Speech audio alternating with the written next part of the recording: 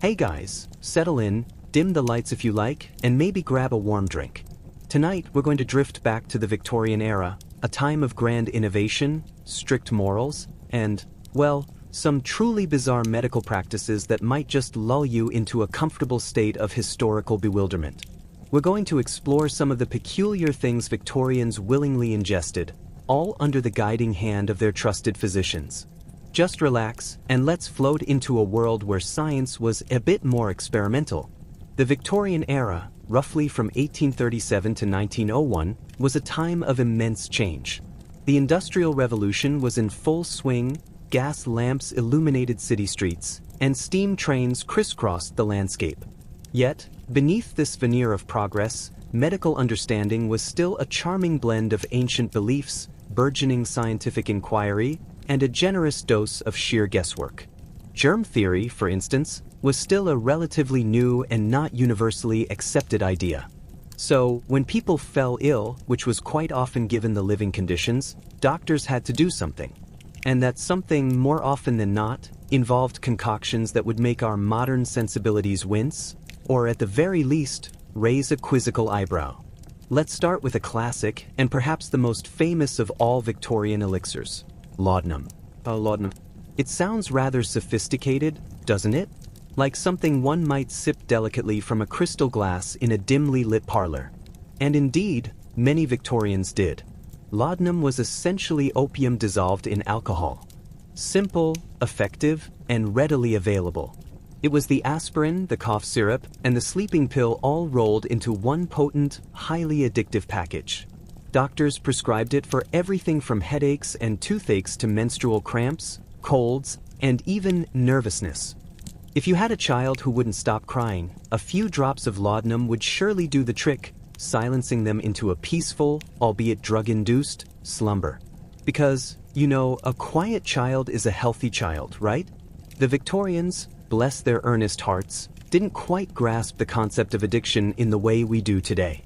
Opium was seen as a beneficial medicine, a gift from nature to soothe human suffering. And it did soothe suffering. Temporarily, at least. The irony, of course, is that many people ended up suffering even more from the withdrawal symptoms when they tried to stop taking it. But then, the doctors would simply prescribe more laudanum to alleviate those symptoms. It was a perfectly self-perpetuating cycle, rather neat when you think about it from a certain perspective. Poets and writers, particularly those with a flair for the dramatic and a tendency towards melancholy, were rather fond of laudanum. Samuel Taylor Coleridge, the man who gave us Kubla Khan, was a well-documented user. His visions and dreams, famously sparked by an opium-inspired dream, were certainly vivid. One can only imagine the kind of literary output we might get today if our poets were routinely self-medicating with alcohol and opiates. Though, perhaps it's best we don't, for everyone's sake. Then there was Mrs. Winslow's soothing syrup. This was another popular concoction, specifically marketed towards mothers with fussy babies. The advertising promised to soothe any human or animal, which, let's be honest, is a rather broad claim. What exactly was in this miracle syrup? Why, morphine, of course, mixed with a bit of alcohol. It was essentially baby-friendly laudanum. Because, why wouldn't you give a highly addictive opiate to an infant to help them sleep? It was, after all, soothing. The fact that many children became lethargic, constipated, or even died from accidental overdoses was, unfortunately, a tragic but often overlooked consequence. The intention was good, presumably, to give tired mothers a moment of peace, but the execution was, well, profoundly misguided. Moving beyond the opiates, let's consider mercury. Yes, mercury, the highly toxic heavy metal. In the Victorian era, mercury was a surprisingly common ingredient in various medical treatments. It was used as a purgative, an antiseptic, and a treatment for syphilis. Because when you're feeling unwell, what you really need is a heavy metal poisoning to clear things right up. Calomel, a compound of mercury, was particularly popular. Doctors believed that it would cleanse the body of impurities. Patients would often experience severe salivation, mouth ulcers, and tooth loss, all classic symptoms of mercury poisoning. But, for a time, these were seen as signs that the medicine was working. The mercury is doing its job, a doctor might confidently declare, as their patient slowly succumbed to tremors and neurological damage. One has to admire the sheer conviction, if not the scientific rigor. Syphilis, a widespread and devastating disease in the Victorian era, was often treated with mercury. Patients would undergo mercury rubs or ingest mercury compounds. The idea was that the mercury would kill the syphilis bacteria. And while mercury does have some antibacterial properties, the doses used were often far more harmful to the patient than to the disease itself. It was a race to see which would kill the patient first, the syphilis or the cure. A rather grim lottery indeed. Let's not forget about arsenic, another highly toxic substance that found its way into Victorian medicine cabinets. Arsenic was used as a tonic, a treatment for skin conditions, and even for malaria. Fowler's solution, a mixture of arsenic trioxide and potassium bicarbonate, was a common prescription. It was believed to stimulate the appetite and improve overall health. Of course, regular ingestion of arsenic can lead to nausea, vomiting, diarrhea, and in the long term, skin lesions, nerve damage, and various cancers. But hey, your appetite might improve for a little while before everything else went downhill. It's all about priorities, isn't it? The use of arsenic also highlights a fascinating, if disturbing, aspect of Victorian society, the arsenic eaters of Styria. In a particular region of Austria, there was a peculiar tradition of ingesting small, increasing doses of arsenic, ostensibly to improve one's complexion, increase stamina, and generally promote a robust appearance. They believed it gave them a healthy glow. And while it might have done so temporarily due to its effects on blood vessels, the long-term consequences were, predictably, devastating. Yet, the practice persisted, a testament to the power of belief and perhaps a touch of vanity, even in the face of obvious danger. Moving on to something a little less lethal, but no less strange: patent medicines. The Victorian era was a golden age for these unregulated, often fantastical elixirs.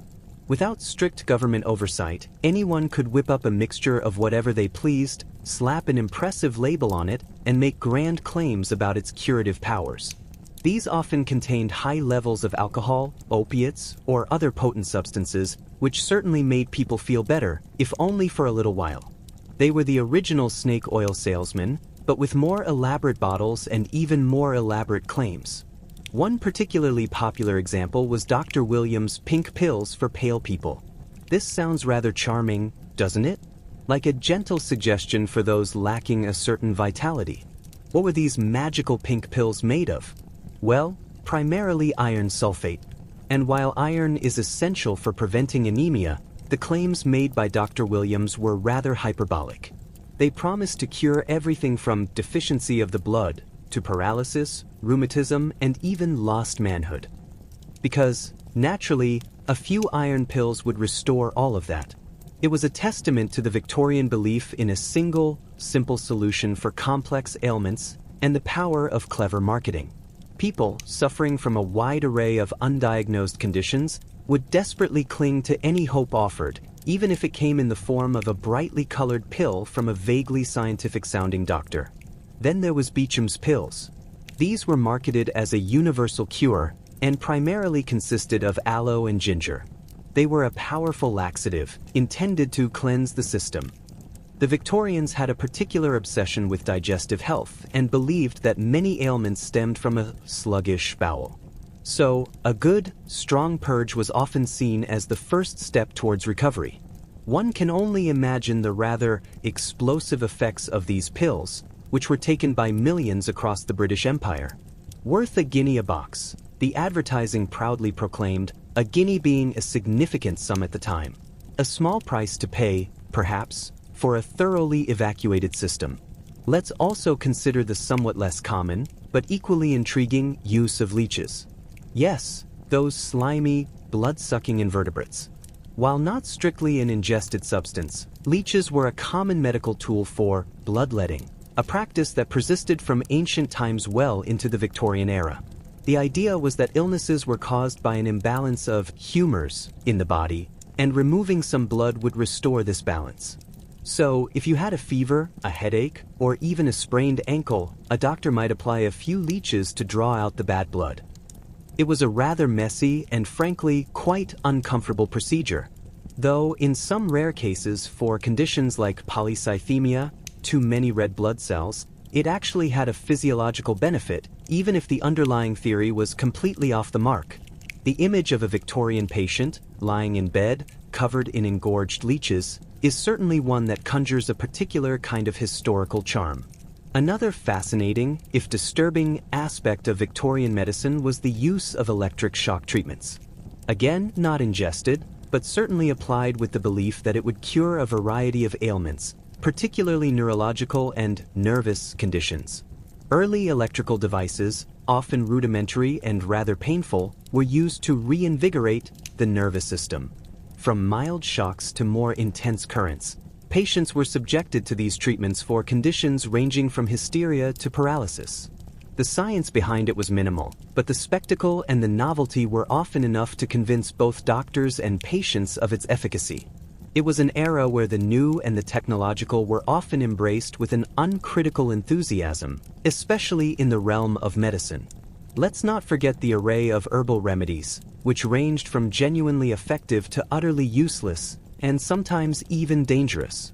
Many Victorian doctors, while embracing some of the more modern, for the time, chemical treatments, still relied heavily on botanical knowledge.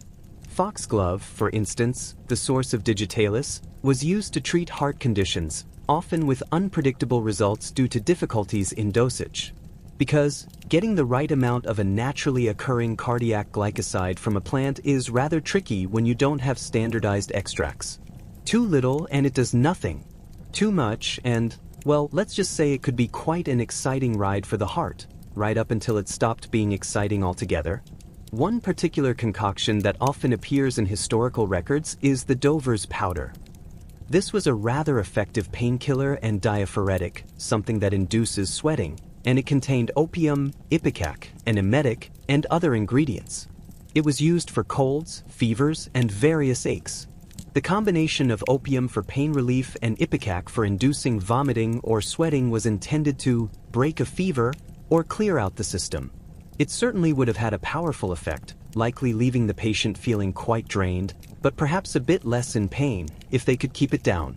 And then there were the various tonics and nerve medicines that were essentially just alcohol, often fortified with various herbs, some harmless, some not so much.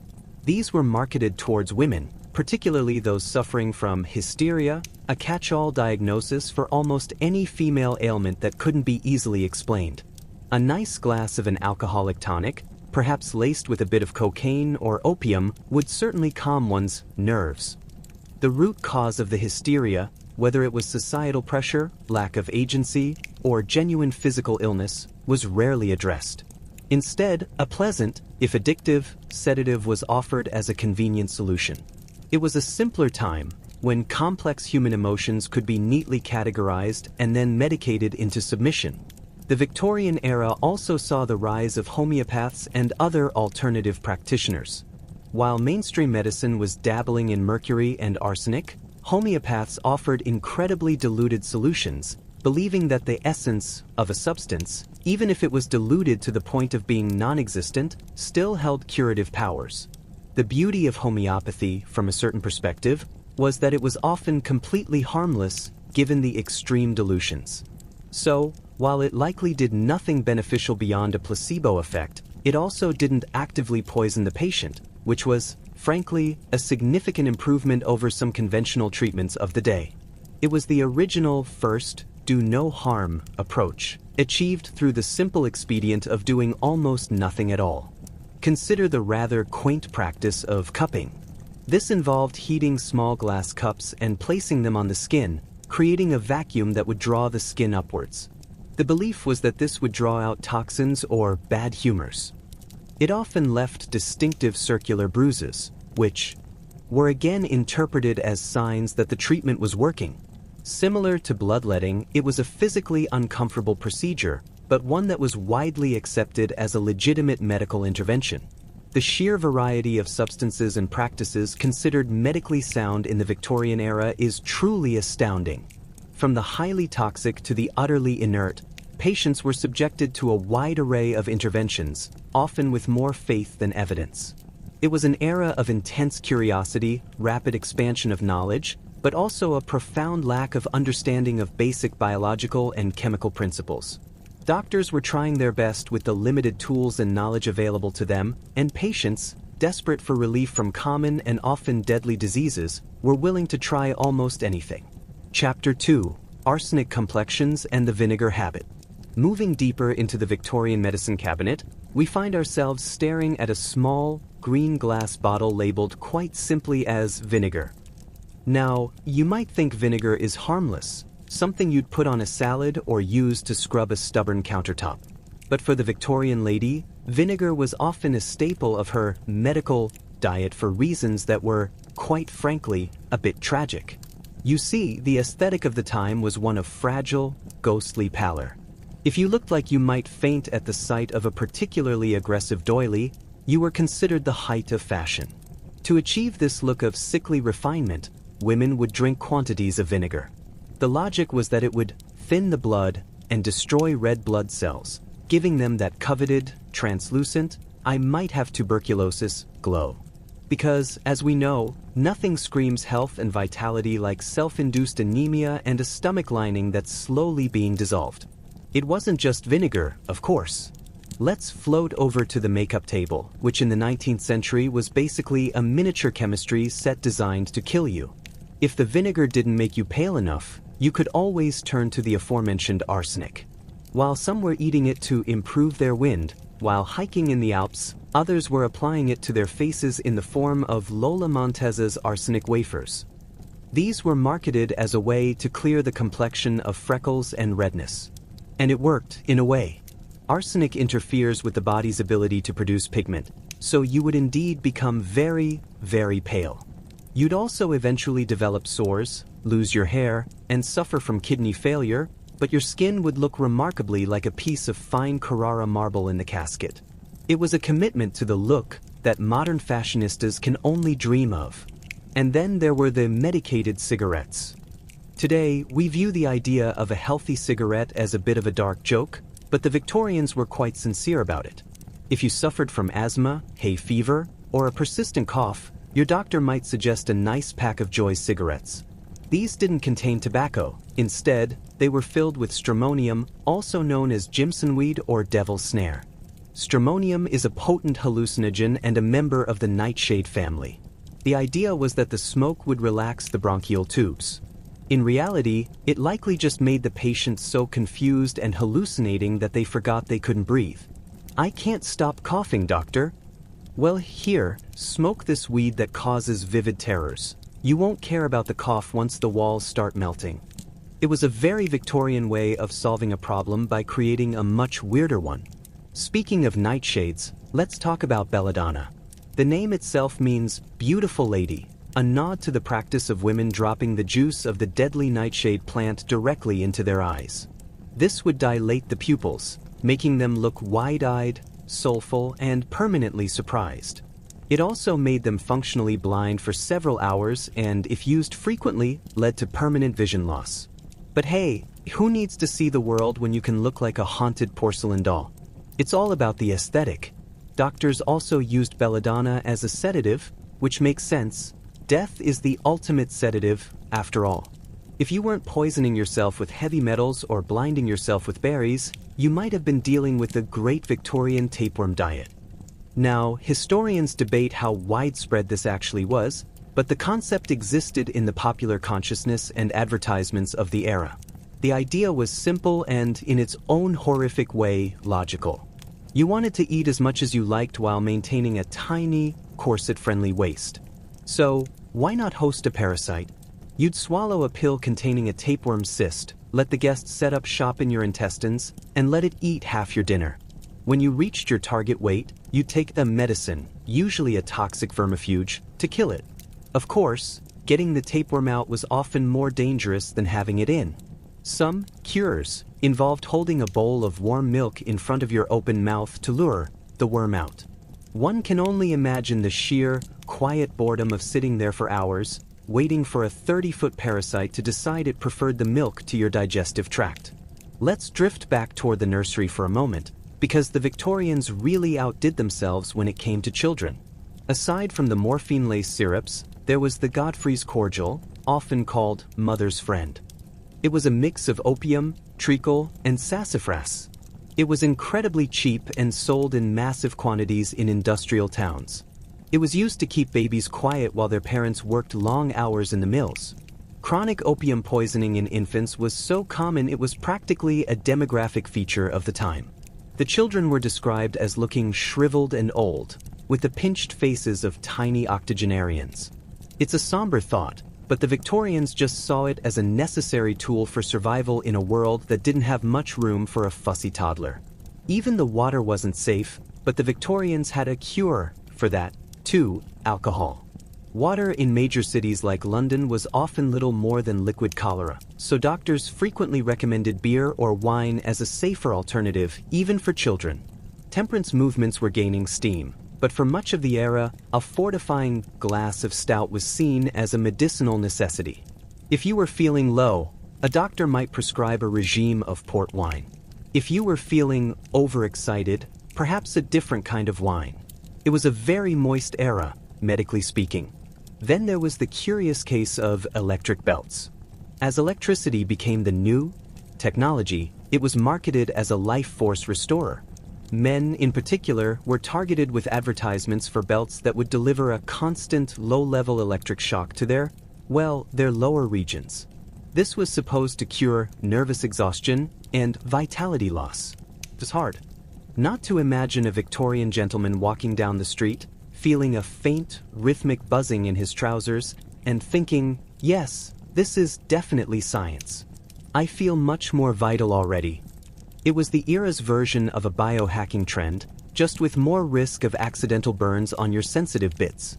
We should also consider the glycerin and cucumber creams, which seem almost normal by comparison.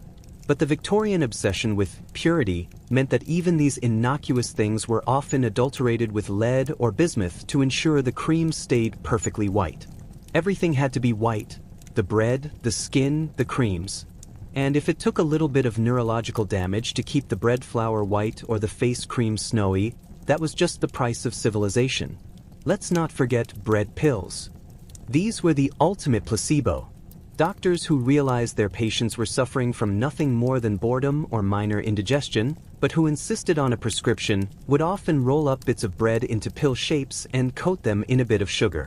It was a harmless way to satisfy the patient's desire for medicine. In a way, those bread pills were probably the most effective thing in the entire Victorian pharmacopoeia, simply because they didn't involve mercury or arsenic. If only every doctor had been so lazy, the Victorian life expectancy might have shot up by a decade. We can't discuss Victorian drinking without mentioning the obsession with mineral waters. This was the era of the spa. If you were wealthy and feeling ailing, which was a permanent state for the upper classes, you'd head to places like Bath or Harrogate to take the waters. This involved drinking gallons of sulfurous, metallic-tasting water that smelled like rotten eggs. Because it tasted terrible, it must be doing you good. People would stand in beautiful, echoing pump rooms, sipping this lukewarm, stinking liquid from crystal goblets, discussing their liver or their spleen. It was a social ritual as much as a medical one, a chance to be seen being sickly in the most expensive way possible. The ironic contrast here is that while they were drinking stinking mineral water for their health, they were often living in houses where the wallpaper was literally off-gassing poison. Sheely's green, a vibrant and popular pigment for wallpaper and fabrics, was made with copper arsenate. As the damp British air hit the walls, the arsenic would flake off or be released as a gas.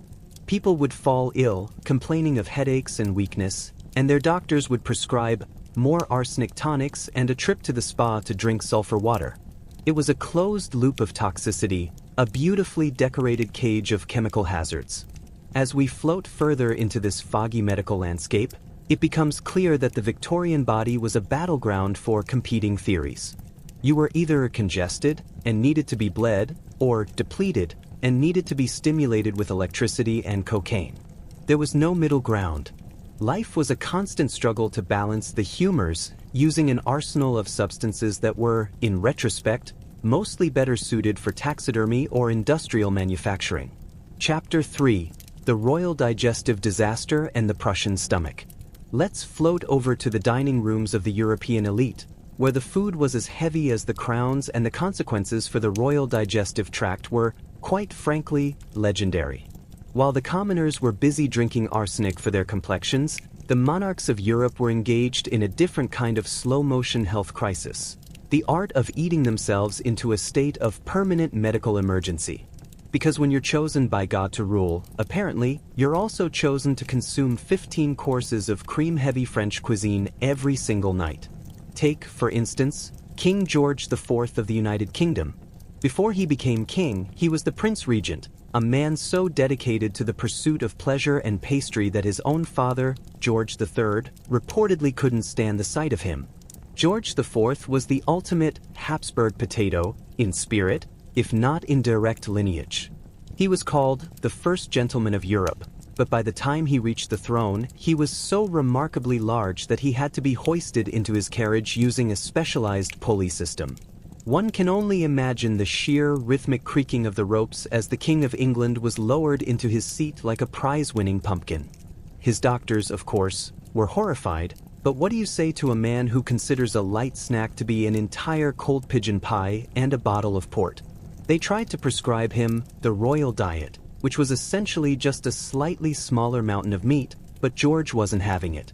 He suffered from gout so severe that his feet looked like overripe tomatoes, yet he continued to insist that the only cure for his nerves was more maraschino punch. He was a man who lived in a permanent state of velvet-clad discomfort, breathing heavily while his courtiers pretended not to notice that the king was essentially vibrating with high blood pressure.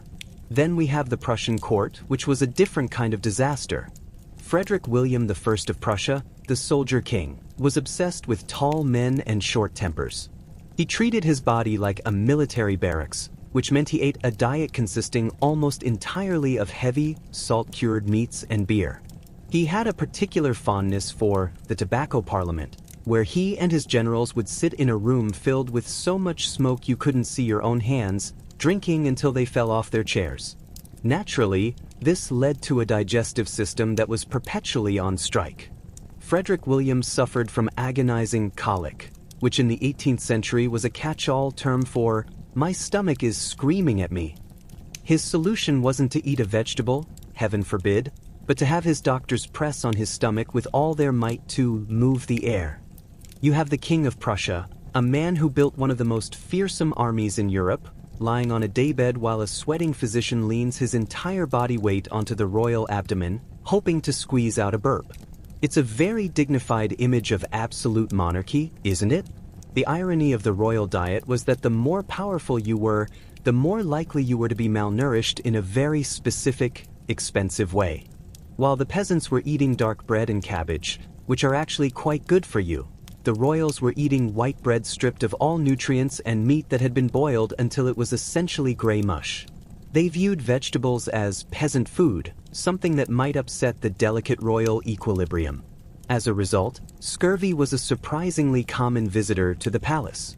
There is something profoundly Victorian about a queen sitting on a gold throne, surrounded by diamonds, while her gums are bleeding because she refuses to eat a lemon. Let's drift south to Spain, where the Habsburg jaw was reaching its final, most impressive form. Charles II of Spain, the poster child for why you shouldn't marry your first cousin for 5 generations straight, was a medical marvel of dysfunction. He was so inbred that his lower jaw was projected so far forward that he couldn't actually chew his food. His tongue was so large that he could barely speak, and he spent most of his life drooling onto his royal robes. Because he couldn't chew, he simply swallowed his food whole, which led to, you guessed it, more digestive disasters. His stomach was a chaotic whirlpool of unchewed meat and royal bile. His doctors, in their infinite wisdom, decided that the reason the king was so sickly was because he was bewitched. So, instead of maybe suggesting a liquid diet, they performed exorcisms. They even brought in the exhumed corpses of his ancestors to sit in his room, hoping their holy presence would fix his indigestion. Imagine being Charles II, already feeling like a half-baked potato, and having to eat your dinner while your dead great-grandfather's mummy stares at you from the corner. It's not exactly a recipe for a relaxed appetite. In the midst of all this, we have the fasting queens. While the kings were eating themselves into gouty rages, many royal women went the opposite direction. Empress Elizabeth of Austria, known as Sisi, was obsessed with her waistline. She was the 19th century version of a fitness influencer, but with more tiaras and significantly more melancholy. She would fast for days, drinking nothing but a concoction of raw egg whites and salt, or sometimes just the juice of 6 raw steaks squeezed into a cup. She had a specialized gymnastic room built in every palace, where she would exercise for hours in her heavy silk gowns. Sisi's diet was a reaction to the suffocating life of the Viennese court, but it resulted in a woman who was perpetually exhausted and prone to fainting fits. Her doctors, baffled by a woman who wouldn't eat a 7-course meal, prescribed her, wait for it, more meat juice and cocaine-infused wine. Because if you're too weak to stand up because you haven't eaten a carb since 1860, the obvious solution is to stimulate your heart with medicinal narcotics. It was a cycle of elegant starvation and pharmaceutical intervention that kept her looking like a ghost haunting her own life. Then there's the strange case of King Adolf Frederick of Sweden, who holds the undisputed title for the most on-brand royal death in history. In 1771, the king sat down for a meal that would become his last. He consumed a feast of lobster, caviar, sauerkraut, kippers, and champagne. But that wasn't what killed him. No, it was the dessert. He was particularly fond of hetväg, which are traditional Swedish cream-filled buns served in a bowl of hot milk. Adolf Frederick didn't just have one. He had 14. He literally ate 14 cream buns in hot milk until his digestive system simply gave up and said, "No more." He died that night of digestive complications. He is remembered in Swedish history as the king who ate himself to death, which is a bit of a tragic legacy, but at least he died doing what he loved, consuming an astronomical amount of dairy. One can only imagine the conversation in the royal kitchens the next morning. Is the king ready for breakfast? Actually, the king is currently being fitted for a very large coffin. Maybe hold the buns for now. This royal obsession with excess was often framed as a duty. To be a king was to be large. A thin king was a weak king. It suggested the treasury was empty or the monarch was sickly. So, they puffed themselves up with starch and sugar, creating a silhouette of power that was actually held together by corsets and sheer willpower. Even the young Queen Victoria, in her early years, was known for eating incredibly fast. She would clear a plate of 7 courses in about half an hour, and because etiquette dictated that everyone had to stop eating when the Queen did, her guests often went home starving. She was a tiny powerhouse of a woman who viewed eating as a competitive sport, much to the chagrin of her digestive tract in later years. As we float through these drafty palace corridors, we see a pattern of approved royal behaviors that were essentially slow-motion suicides. The doctors were too intimidated to tell the king to stop eating, so they instead focused on managing the fallout. This led to the invention of all sorts of strange devices, like the gout stool or the vibrating exercise chair, designed to give the benefits of movement to men who hadn't seen their own feet in a decade. There was also the Victorian belief in the change of air.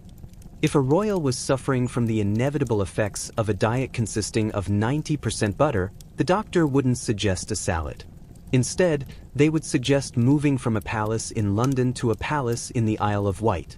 It's the sea air, Your Majesty. It will settle the humors. So, the entire court would pack up their trunks, their heavy furniture, and their silver plates, move 60 miles away, and continue eating the exact same food in a slightly windier location. And when the king still felt like a bloated potato, the doctor would shrug and say, "Well, clearly we need more leeches." Chapter 4. The Rest Cure and the Art of Doing Absolutely Nothing. Let's drift away from the dining tables and into the hushed, velvet-draped bedrooms of the Victorian elite, where nervous exhaustion was the fashionable ailment of the day. If you were a person of status and you found yourself feeling a bit overwhelmed by, say, the sheer effort of existing, your doctor wouldn't suggest a brisk walk or a hobby. No, that would be far too active. Instead, they would likely prescribe the rest cure. This was a medical treatment designed to turn a human being into a very expensive, very bored piece of furniture for weeks at a time. The rest cure was popularized by Dr. Silas Weir Mitchell, and it was particularly targeted at women who were deemed hysterical or overstimulated. The logic was that the modern world, with its telegrams, its novels, and its terrifyingly fast steam trains, was simply too much for the delicate Victorian nervous system. To recharge your battery, you had to be placed in a state of total, absolute sensory deprivation. You were confined to a bed in a darkened room. You weren't allowed to read. You weren't allowed to write. You weren't even allowed to sew or do needlepoint, because heaven forbid your brain engage in the complex geometry of a cross-stitch. For 6 to 8 weeks, your only job was to lie still and be fed. And oh, how they fed you! Since the goal was to fatten the nerves, patients were subjected to a relentless schedule of high-calorie consumption. We're talking about drinking 4 or 5 quarts of milk a day, supplemented by chops, steaks, and bowls of heavy cream. You were essentially being treated like a prize calf being readied for a county fair. Because you weren't allowed to move, a nurse would come in periodically to massage your muscles, a practice they called passive exercise. It was the 19th century version of a spa day, if the spa was actually a polite, medical prison where the only exit strategy was becoming significantly rounder. The irony here is palpable. Many of these women were likely suffering from profound boredom, postpartum depression, or the suffocating constraints of Victorian social life. So, the medical solution was to give them more boredom and more constraints. One of Mitchell's most famous patients was the writer Charlotte Perkins Gilman, who later wrote The Yellow Wallpaper. She was told to live as domestic a life as possible, to never touch pen, brush, or pencil as long as you live, and to limit herself to only 2 hours of intellectual stimulation a day. Unsurprisingly, this didn't cure her. It nearly drove her to a total mental breakdown. But in the eyes of Victorian medicine, if she stayed in bed and gained weight, she was healing. But what about the men? While women were told to lie down and eat butter, men suffering from neurasthenia, or Americanitis, as it was sometimes called, were often told to do the exact opposite. They were sent on the West Cure. This involved sending a stressed-out city lawyer or an exhausted academic out to the American frontier to live like a cowboy. They were expected to hunt, ride horses, and sleep under the stars. The idea was that the rugged, primitive life would restore their lost masculinity and stiffen their nerves. It was a very gendered approach to mental health. Women needed to become inanimate objects, while men needed to go shoot a bison. Let's float over to the hydrotherapy clinics, another favorite for the weary elite. If the rest cure sounds too stationary, you could always go to a water cure establishment. This wasn't just a relaxing soak in a tub. This was a rigorous, often freezing ordeal. Patients might be wrapped in wet, cold sheets until they shivered uncontrollably, a wet sheet pack. Or they might have high-pressure hoses aimed at their spines to stimulate the marrow. There was also the sitz bath, where you sat in ice-cold water while your feet were in hot water, or vice versa. The goal was to shock the circulation into behaving. There is something deeply ironic about the image of a dignified Victorian gentleman, perhaps a member of parliament, being sprayed with a cold water hose like a dusty sidewalk, all in the name of invigoration. The more uncomfortable the treatment, the more the Victorians believed it was working. Comfort was suspicious, suffering was medicinal. If you weren't shivering, nauseous, or slightly poisoned by your wallpaper, were you even trying to get better? And then, of course, there were the nerve tonics that kept everyone afloat during these treatments. If the cold water didn't work, there was always coca wine. This was a popular beverage made by steeping coca leaves in Bordeaux wine. The most famous brand, Vin Mariani, was endorsed by everyone from Queen Victoria to the Pope. It was marketed as a fortifier for the overworked. Essentially, it was a cocktail of alcohol and cocaine. One can only imagine the rest people were getting while their hearts were racing at 100 miles an hour. I feel remarkably focused on this dark room, Doctor. I've been staring at this one particular shadow for 6 hours, and it's never looked more interesting. The Victorian approach to the mind was a strange mix of deep empathy and total lack of comprehension. They recognized that people were struggling with the pace of change, but their tools for addressing it were almost entirely physical. They treated the brain like a muscle that had simply been overflexed and needed to be put in a cast. They didn't have words for anxiety or trauma in the way we do. They had the vapors, brain fever, and melancholy. And for each of these, there was a specific, usually liquid, and often addictive solution. Let's consider the fainting couch. Every proper Victorian drawing room had one. It's often thought that women fainted because their corsets were so tight they couldn't breathe, which was definitely part of it, but fainting was also a socially acceptable way to opt out of a stressful conversation. If a topic became too coarse, or a situation too tense, a lady could simply lose consciousness and retreat to the couch. It was the ultimate eject button. Doctors even diagnosed fainting as a habit, prescribing smelling salts, a pungent mix of ammonium carbonate and perfume, to snap the patient back to reality. The smell was so sharp it was like a physical slap to the nostrils. Chapter 5. The Great Stink and the Gospel of Miasma.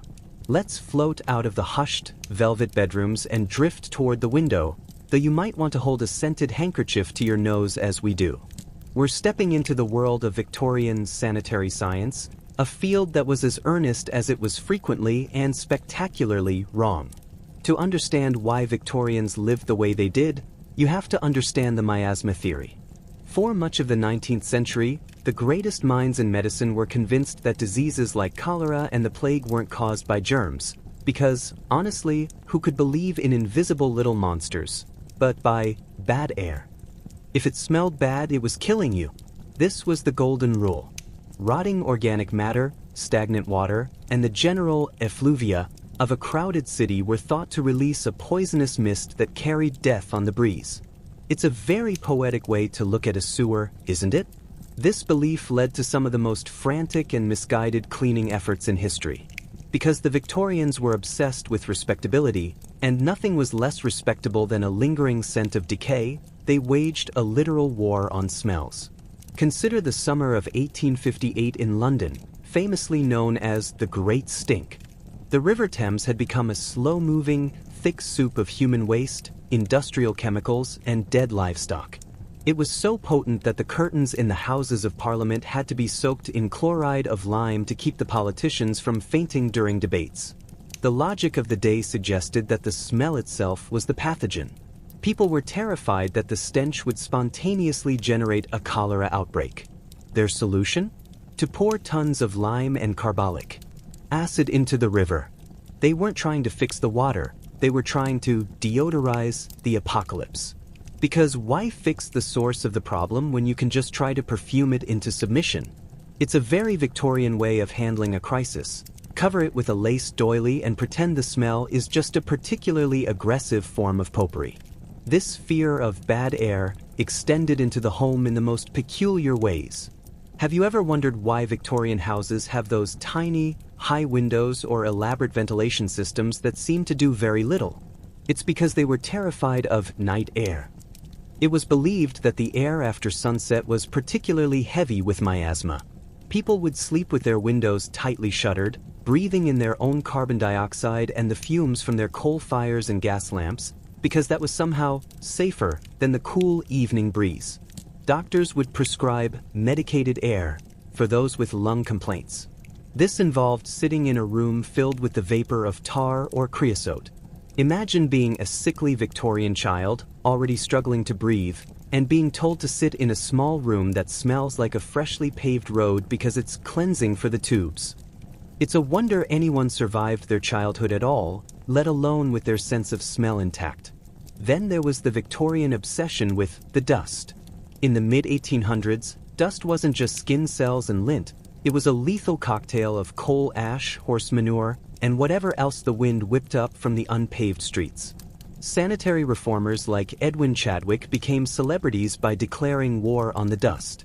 They believed that if a city could be made to sparkle like a freshly polished tea set, disease would simply vanish. This led to the rise of the sanitary inspector, a man whose job was to poke his nose into people's basements and tell them their drains were unwholesome. But the real irony lies in their cleaning products. To combat the miasma, Victorians used cleaners that were often more dangerous than the dirt. We've already mentioned the arsenic in the wallpaper, but let's talk about the sanitary paints. These were often lead-based, designed to be scrubbable so you could wash the germs, or rather, the smells, off the walls. So, while they were scrubbing away the soot, they were slowly poisoning themselves with lead dust. It was a perfectly balanced ecosystem of unintended consequences. Let's drift over to the earth closet. Before the water closet became standard, some Victorian inventors were convinced that water was the enemy. They promoted the earth closet, which was essentially a toilet that dropped a bucket of dry dirt over your business instead of flushing it. The idea was that the soil would neutralize the miasma. There were even automatic earth closets that would dispense a precisely measured scoop of dirt after every use. It was seen as a more natural and scientific way to handle waste. One can only imagine the sheer, dusty boredom of trying to keep your bathroom supplied with fresh, dry loam. It's the kind of hobby that only a Victorian gentleman with too much time and a very specific interest in soil could truly love. Even the way they handled the dead was governed by the fear of miasma. In the early Victorian period, city graveyards were so packed that the ground was literally rising. People believed that the vapors rising from the graves were causing outbreaks of disease. This led to the cemetery movement, where massive, park-like necropolises were built on the outskirts of cities, like Highgate in London. They weren't just for the dead, they were lungs for the city, places where the air was supposedly pure because it was filtered by trees and away from the effluvia of the living. It's a bit ironic to go to a city of the dead to breathe life-giving air, but such was the logic of the time. And what did the doctors approve for purifying the internal atmosphere? Tobacco. While some saw it as a vice, many Victorian physicians actually recommended a cigar or a pipe to disinfect the breath and protect the lungs from the miasma of the slums. Going into a poor district, Lord Chumley? Better light up a large Havana to keep the cholera at bay. It's a very convenient medical excuse for a smoking habit, isn't it? I'm not indulging, my dear. I'm performing a vital sanitary service for my respiratory system. Chapter 6. Sad, sickly, and spoiled, the miniature royal meltdowns. Let's float into the drafty, echoing nurseries of the great palaces, where being a royal child was less about fairy tales and more about surviving the well-meaning but often catastrophic attention of the era's finest physicians. If you were a prince or princess, you were essentially a high-stakes science project.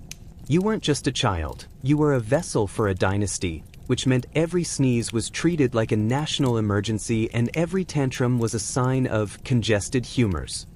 It was a life of being perpetually observed, poked, prodded, and wrapped in so much flannel that it's a wonder any of them learned to walk without toppling over like overstuffed cushions.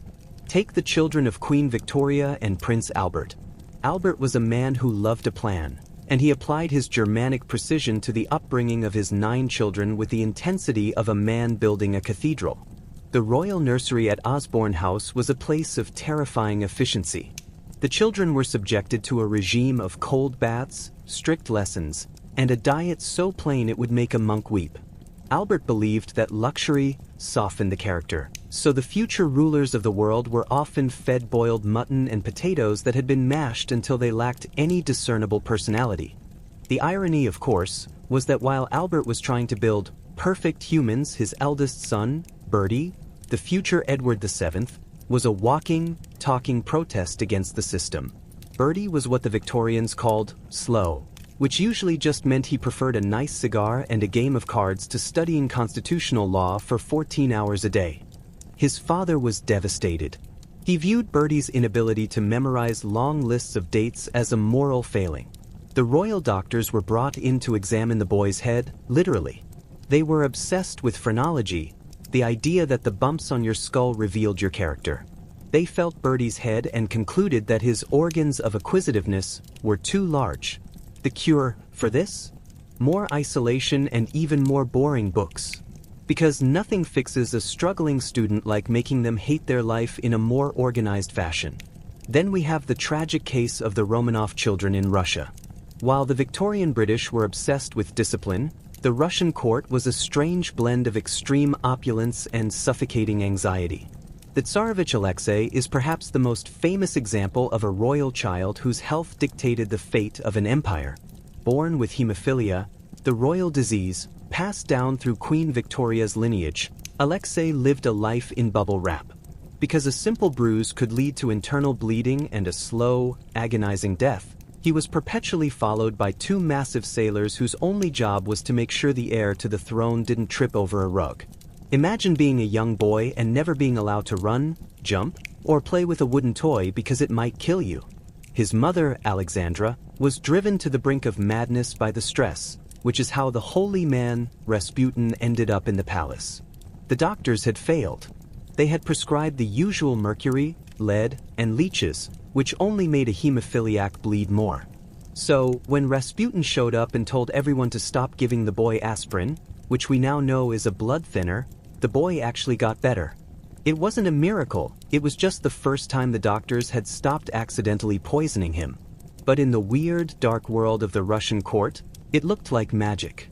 Across the continent in Spain, the royal nursery was even more surreal.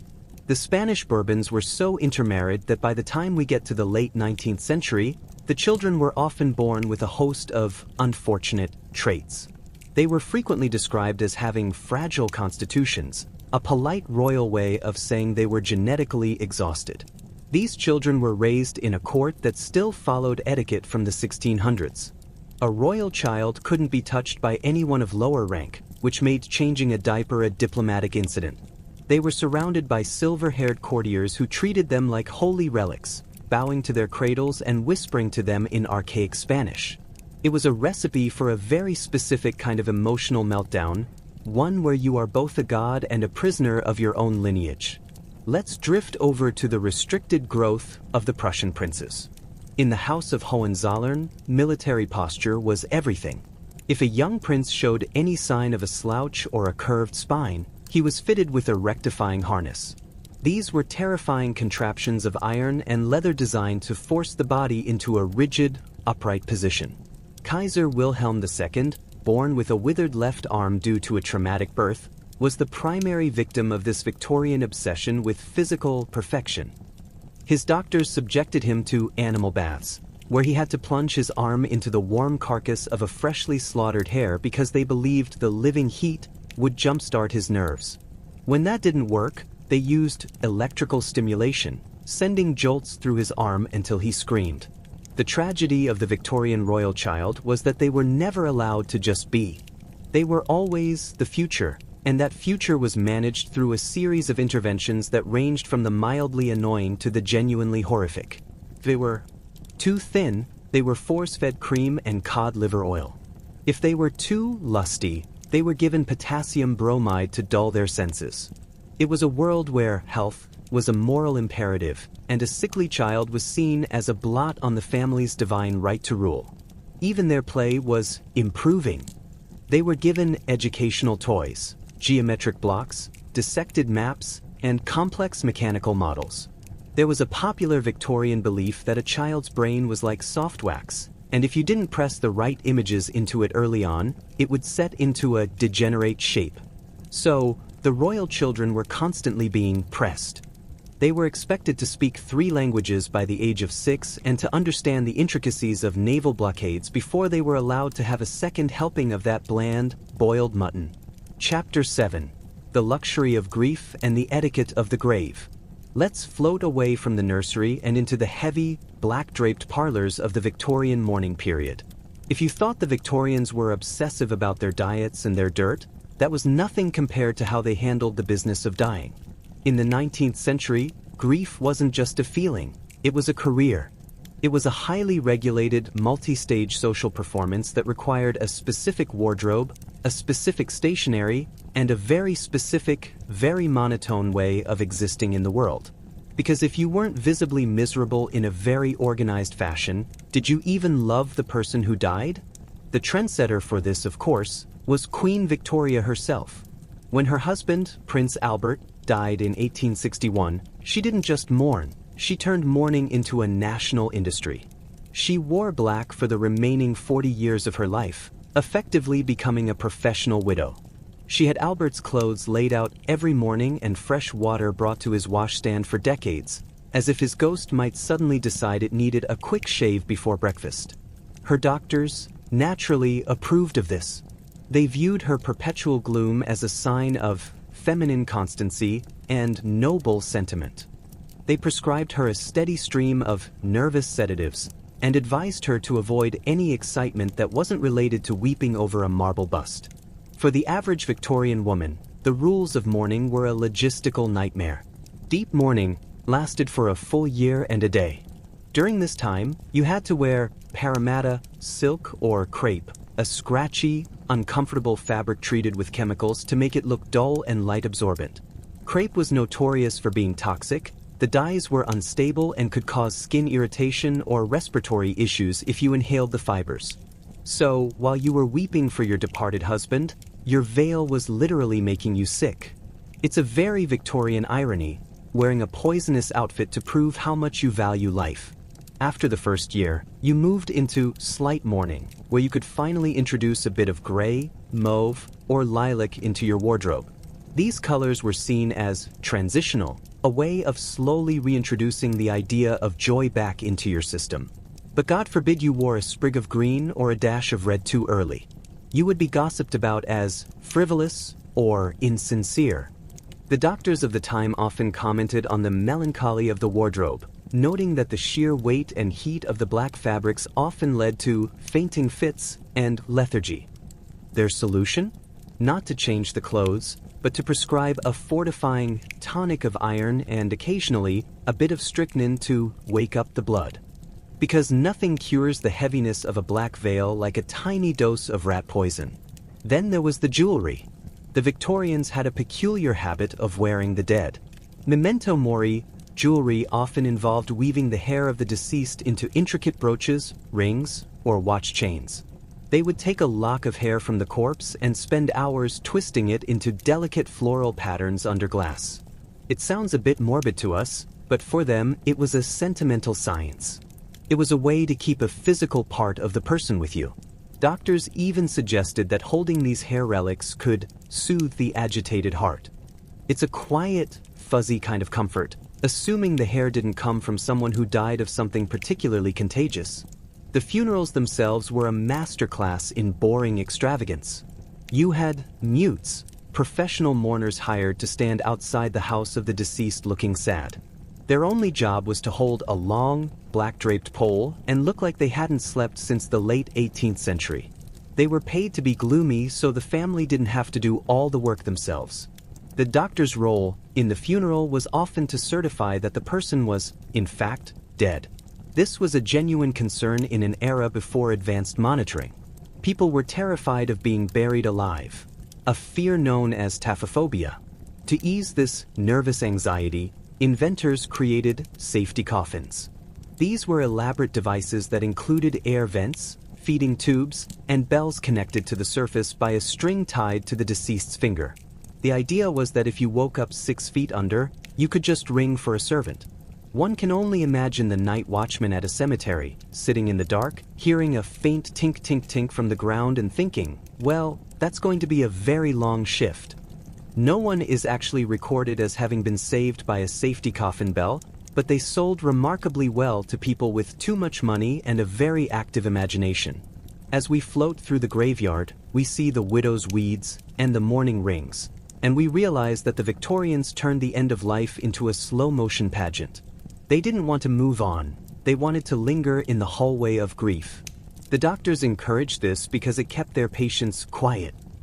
A woman in mourning wasn't out causing trouble or demanding the vote. She was at home, sipping sherry and sewing a hair wreath.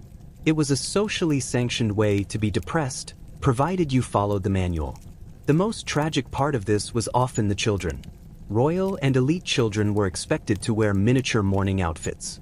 They were taught to speak in hushed tones for months, even if they barely knew the relative who had passed. It was a training ground for the stiff upper lip, a way of teaching them that their personal feelings were secondary to the dignity of the house.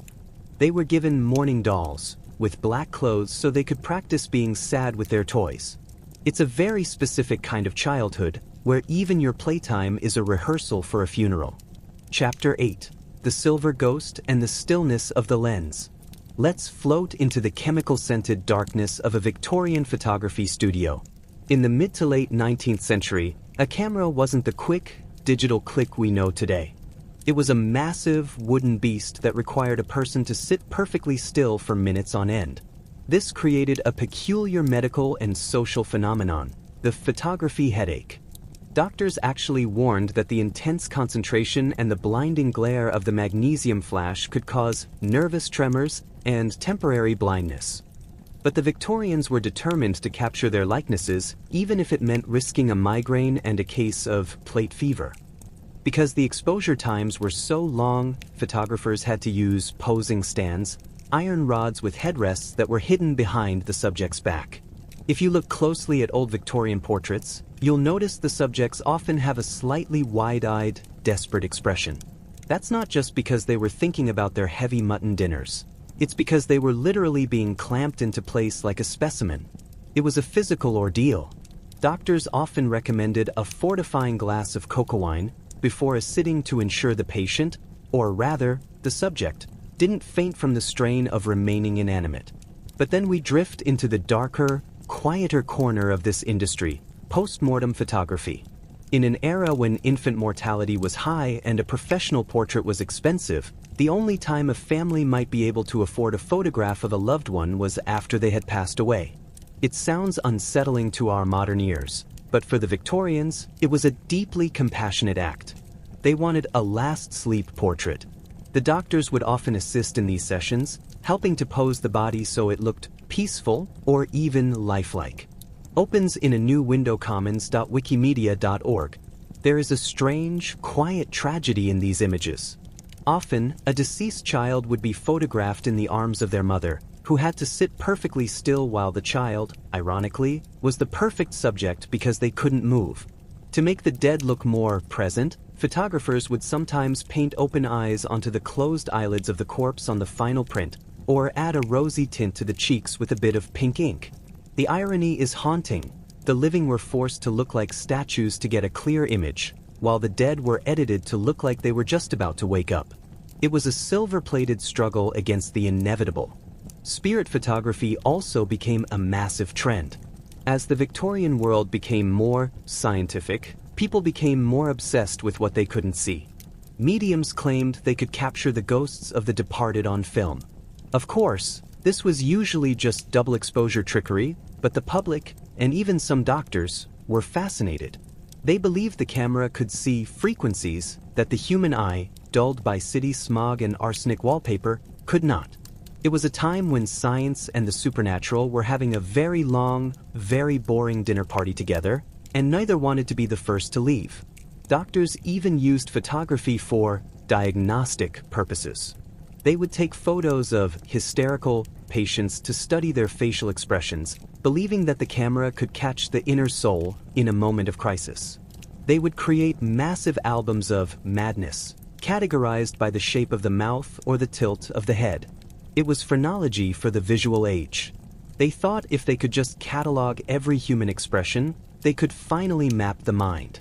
Instead, they just created a library of human misery, captured in beautiful, sepia-toned high definition. Chapter 9. The Gruel and the Stone Yard, the Medicalization of Poverty. Let's drift down from the high-ceilinged parlors and float toward the grim, soot-stained walls of the Victorian workhouse. If you were unlucky enough to fall ill and lose your income, this was where you ended up.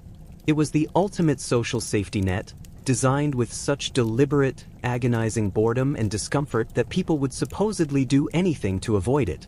The Victorian elite believed that poverty was a moral contagion, and the workhouse was the quarantine. The doctors who worked here weren't the high-priced specialists who prescribed cocoa wine to the Queen. These were parish surgeons, overworked men who had to provide their own medicines out of a meager salary. The medical philosophy of the workhouse was centered around the concept of less eligibility. This meant that the conditions inside the workhouse had to be worse than the lowest standard of life outside. Even the medicine was part of this deterrent.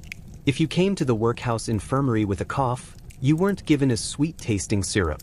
You were likely given Mistura alba, the white mixture, a potent, foul-tasting combination of magnesium sulfate and chalk.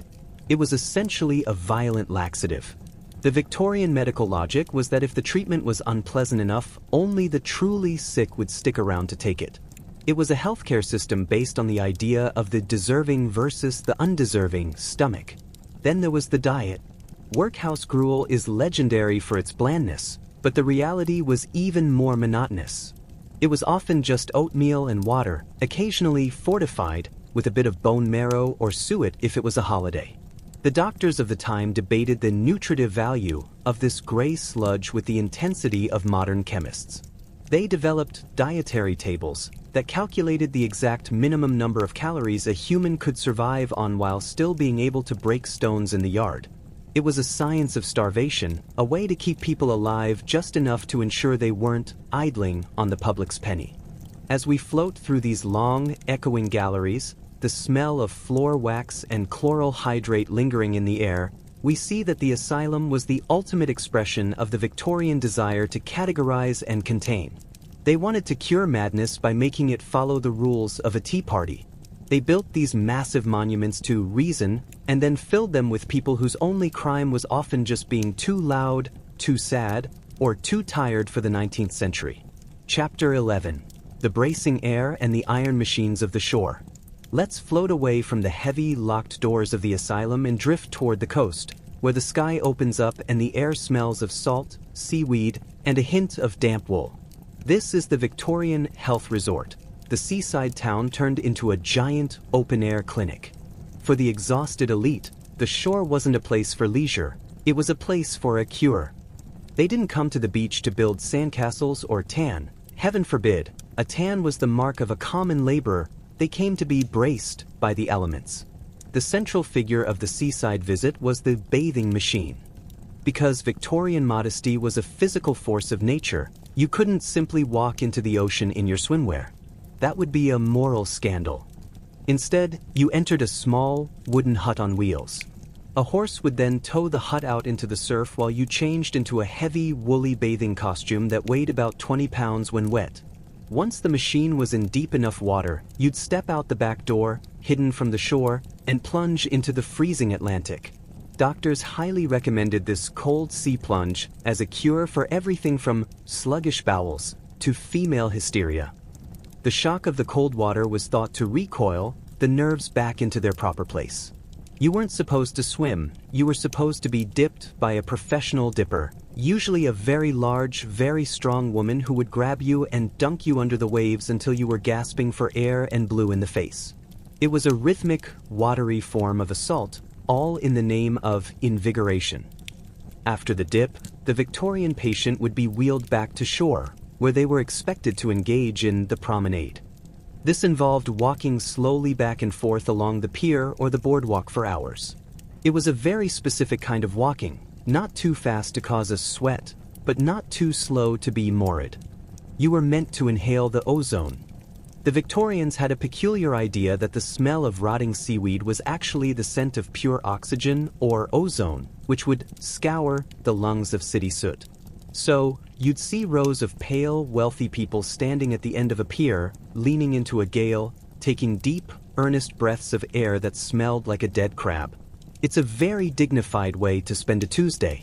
For those who weren't strong enough for the waves, there was the medicinal pier. These structures were often equipped with Xander machines, early, terrifying versions of gym equipment. Imagine a series of iron weights, pulleys, and vibrating plates designed by someone who usually built steam engines. You would be strapped into a chair that would shake your liver, or a machine that would mechanically knead your back muscles. It was the industrialization of massage. Doctors believed that these vibrations could break up internal congestion. The sight of a row of elderly Victorian gentlemen in top hats being rhythmically bounced by steam-powered chairs is an image of pure, mechanical optimism. Then there were the winter gardens. Because the British weather is, well, British, the Victorians built massive glass palaces filled with tropical plants so they could pretend they were in the Mediterranean while it was sleeting outside. Here, they would sit and listen to therapeutic brass bands. Music was seen as a way to regulate the vibrations of the soul. A particularly slow polka was thought to be good for digestion, while a somber march might help with melancholy. It was a world where even your ears were being medicated. Let's not forget the seawater tonics. If being in the sea wasn't enough, doctors suggested you should also be of the sea. Patients were encouraged to drink small amounts of filtered seawater to remineralize their blood. Because why wouldn't you want to drink a cup of salty, fishy liquid while your stomach is already reeling from the motion of a vibrating chair? It was all part of the total regime. The irony of the seaside cure was that while the air was indeed cleaner than in London, the towns themselves often had terrible drainage. The Great Stink often followed the elite to the coast, where the sewers emptied directly under the very piers where they were inhaling their ozone. But the Victorians were masters of compartmentalization. If the doctor said the air was bracing, then by God, they would be braced, even if they had to ignore the literal tide of filth rising beneath their boots.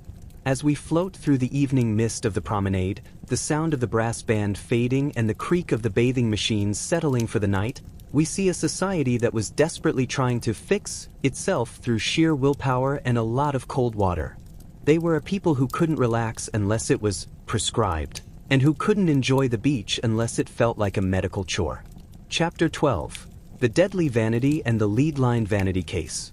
Let's float away from the salty, bracing air of the promenade and drift back indoors, specifically into the dimly lit, lavender-scented dressing rooms of the Victorian elite. Here, the pursuit of beauty was less of a leisure activity and more of a slow-motion chemical experiment. If you were a woman of status, your face was your fortune, but it was also a canvas for some of the most toxic substances known to man. To the Victorian mind, a clear, pale complexion wasn't just a sign of beauty, it was a sign of moral purity. And if you had to ingest a little poison to prove your soul was clean, well, that was just the price of being a lady. We've touched on the arsenic wafers, but let's consider the foundation of the Victorian look, bloom of youth, or Laird's enamel. These were popular liquid powders used to achieve that desired, death-like pallor. The primary ingredient? Specifically, white lead. Women would slather this onto their faces, necks, and shoulders, creating a smooth, white mask that hid freckles, sun damage, and, ironically, the very sores caused by the lead itself.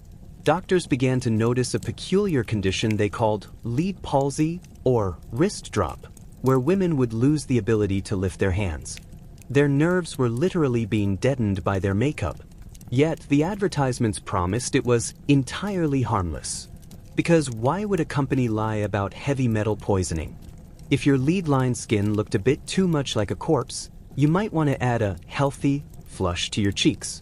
This was achieved with rouge, which often contained vermilion, a pigment made from mercury. So, you had lead on your forehead and mercury on your cheeks.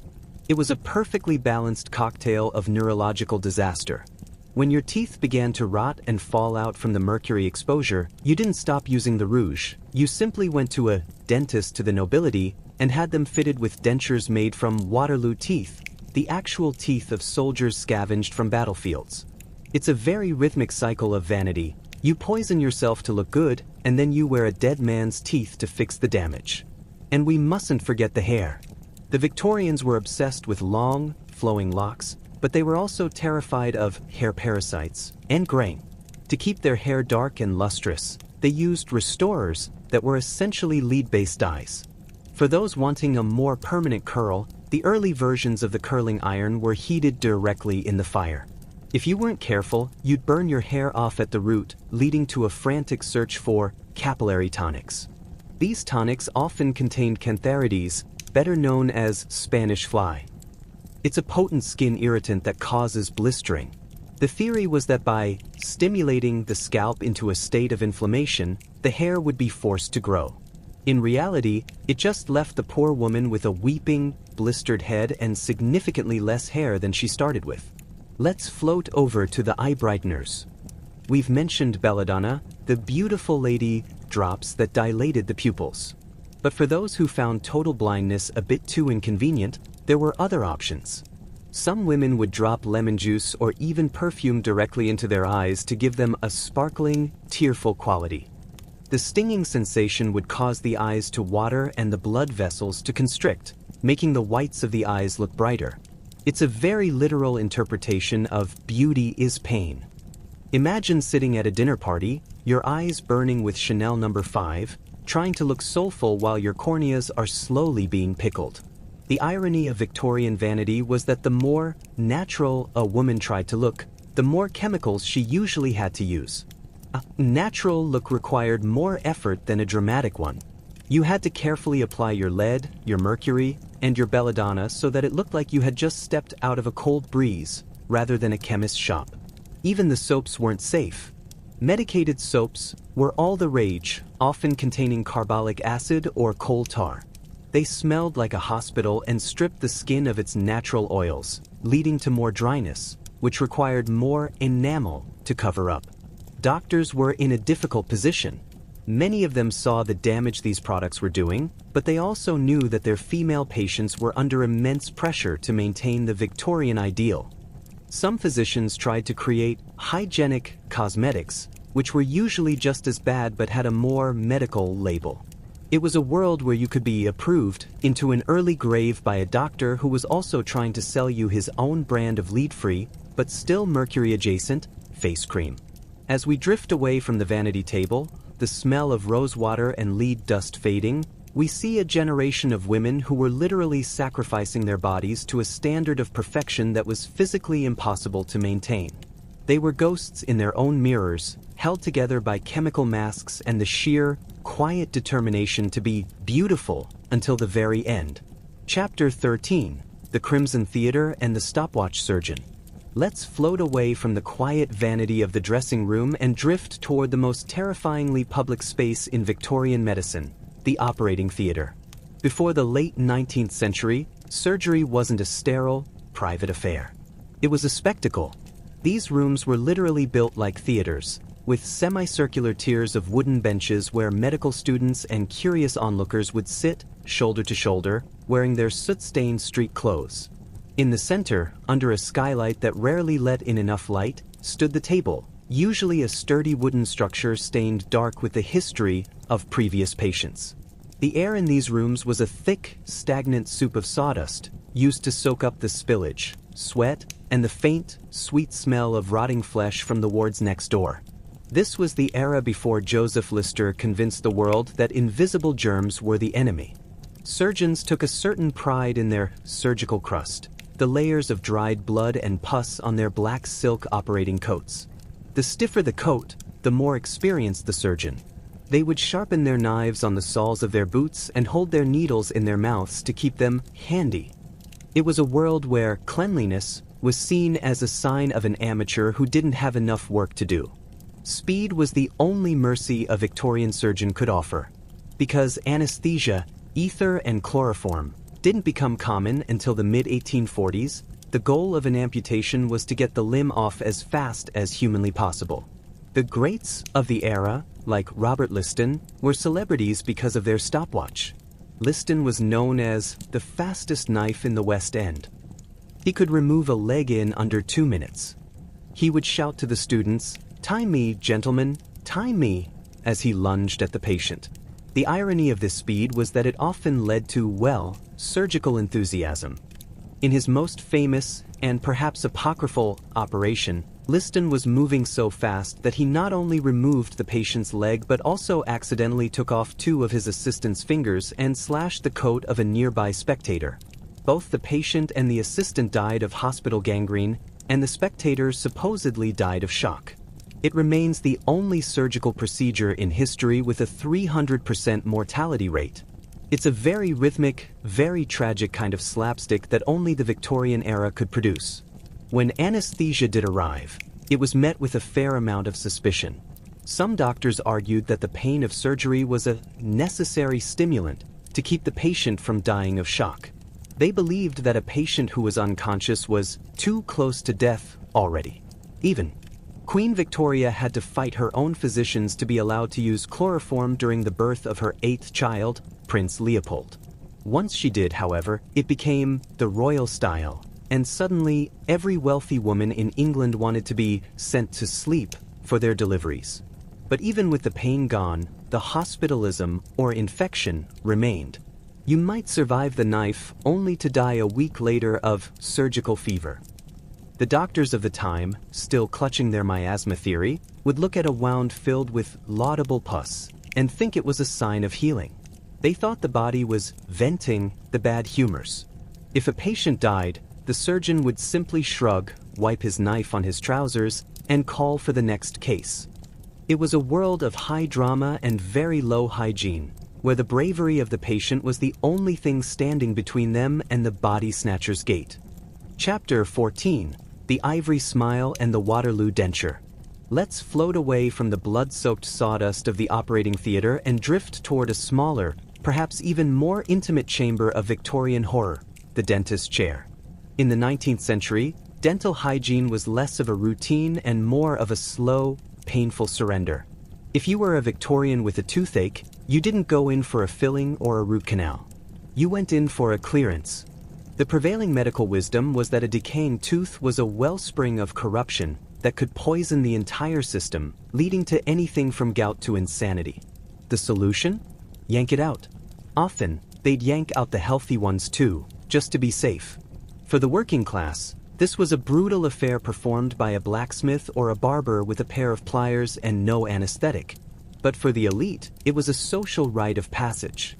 It was remarkably common for Victorian parents to give their children a full set of dentures as a 21st birthday gift.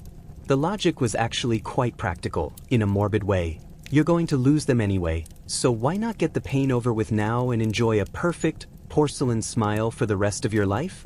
Imagine a young woman, dressed in her finest silk, walking down the aisle with a mouth full of false teeth she's still learning how to clack together. It's the ultimate Victorian gift. The gift of never having to worry about a toothache again, because you no longer have teeth. But what were these dentures made of? Early in the century, porcelain was brittle and looked unnaturally white, like rows of bathroom tiles. The preferred material was much more organic. We've touched on Waterloo teeth, but the reality of the trade was vast. After any major Napoleonic battle, resurrection men would prowl the fields at night, not for jewelry, but for teeth. They would use pliers to harvest thousands of healthy incisors and canines from the fallen soldiers. These were then sold to high-end London dentists, who would mount them onto ivory plates carved from hippopotamus or walrus tusks. There is a profound, rhythmic irony in a wealthy Victorian dowager sipping her tea through the teeth of a 20-year-old French infantryman. You were quite literally wearing the spoils of war in your mouth. Doctors noted that these organic dentures had a tendency to, well, decompose. If you didn't scrub your Waterloo teeth with enough charcoal and honey, they would begin to rot and smell just as bad as the ones you'd had removed. It was a cycle of decay that followed you from the grave to the dinner table. As the century progressed, vulcanite, a hard, dark rubber, replaced ivory as the base for dentures. It was cheaper and fit better, but it had a distinct, sulfurous taste. To mask the flavor of the rubber and the rot, Victorians used breath purifiers that contained everything from myrrh to diluted carbolic acid. They were rinsing their mouths with industrial disinfectants to hide the fact that their perfect smiles were made of battlefield scrap and vulcanized tires. For those who still had their own teeth, the approved toothpastes were often more abrasive than a modern scouring pad. They used coral toothpaste, which was essentially ground-up seashells and pumice mixed with honey. It worked by literally grinding away the enamel to get to the white layer underneath. By the time you were 30, your teeth were paper-thin and incredibly sensitive, which, of course, led the doctor to recommend, you guessed it, pulling them all out and getting a nice set of vulcanite replacements. It was a perfectly closed loop of dental destruction. Chapter 15: The Chalky Cradle and the Science of Patent Infancy. Let's float away from the click-clack of porcelain teeth and drift back into the Victorian nursery, but this time, let's look closer at the high chair. As the Industrial Revolution pulled mothers into factories and the upper classes became increasingly obsessed with scientific detachment, the age-old practice of breastfeeding began to be seen by some as primitive or, at the very least, inconvenient. This created a massive opening for the patent food industry. If you were a Victorian parent concerned with your child's vitality, you might reach for a tin of Liebig's soluble food or Nestlé's milk flour. These were marketed as the triumph of chemistry over nature, a way to build a sturdy British constitution using a powder and a spoon. The problem, of course, was that 19th century chemistry was still a bit of a creative art form.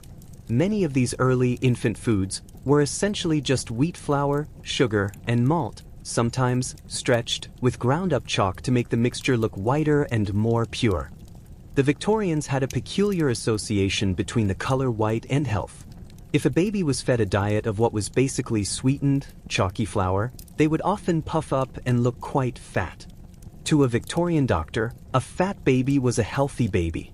In reality, these children were often suffering from sugar bloat and severe malnutrition. They were filling out without actually growing, their bones softening from a lack of vitamin D and calcium. Then there was the delivery system, the long cylindrical feeding bottle, also known as the murder bottle. These were glass bottles with long, narrow rubber tubes leading to the nipple. They were designed so the baby could feed themselves while lying in their crib, allowing the nursemaid to go about her other duties, perhaps polishing the silver or mourning a distant cousin. The design was a sanitary nightmare. The long rubber tubes were almost impossible to clean, and in an era before bottled water or effective dish soap, they became a thriving metropolitan area for bacteria. Doctors would see babies wasting away from summer diarrhea or infantile cholera and blame the heavy air or the teething process, never suspecting that the scientific bottle was a literal petri dish. The irony of the patent food movement was its earnestness. These companies weren't trying to be villains. They genuinely believed they were improving on nature.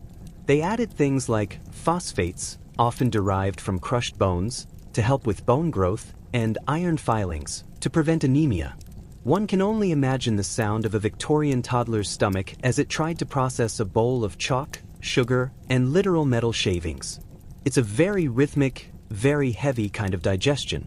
If the child survived the feeding, they were then subjected to grip water, which was mostly alcohol and dill oil, to settle the stomach that the patent food had just unsettled. Even for older children, the food was a medical battlefield. Bovril and other meat extracts were sold as liquid life. It was believed that the entire essence of an ox could be concentrated into a single brown jar. Doctors prescribed these extracts to sickly children, believing that the dark, salty sludge would provide instant strength.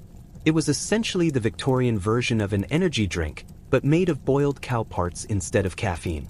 Children would be forced to drink cups of this salty beef tea, their little systems struggling to process the massive hit of sodium while their parents watched with a sense of scientific pride. Chapter 16. The Iron Clubs and the Geometry of the Body. Let's float away from the chalky residues of the nursery and drift toward the gymnasium, or as the Victorians called it, the Hall of Physical Culture. By the 1870s, the elite had realized that a diet of heavy cream and a lifestyle of sitting in darkened rooms had turned them into something of a physiological disaster. The solution was not a simple stroll in the park. That would be far too leisurely. Instead, they turned to Swedish gymnastics and the medical drill. This was exercise reimagined as a rigid, scientific discipline designed to rectify the human frame as if it were a poorly built piece of masonry. The centerpiece of this movement was the Indian club. These were heavy, bowling pin-shaped weights made of solid oak or iron.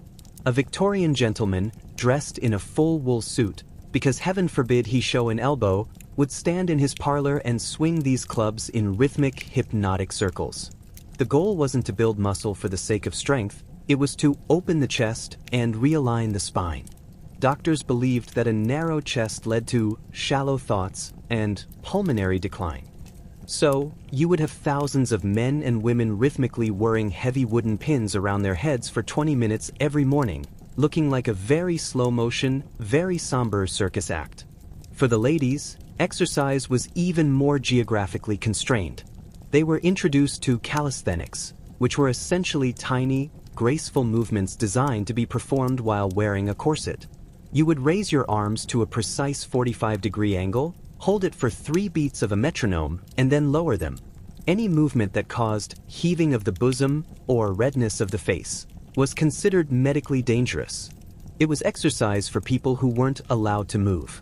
Doctors prescribed these graceful evolutions to cure listlessness, never connecting the listlessness to the fact that the patient was wearing a cage of whalebone that prevented her from taking a full breath. Then there were the machines.